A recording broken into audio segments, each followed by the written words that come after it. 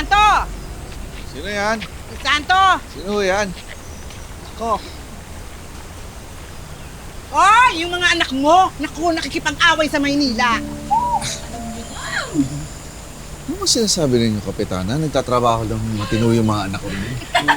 Naku, ikaw kasi, masyado kang bilib dyan sa mga anak mo. O eto, nakita ni Peta sa face note, nakikipag-away niya.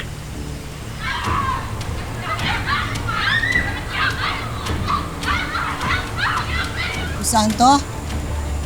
Bakit? Ano yan? Ano yun? Meron. Nandito sila. Ano yun? Bakit nakikipag-away si Amira? Nakikipag-away? Saan? Uy, ano pa? Eh di, lumabas yung totoong kulay, yung pagiging mangkukulam. Di pa rin makamove on? Kapitana?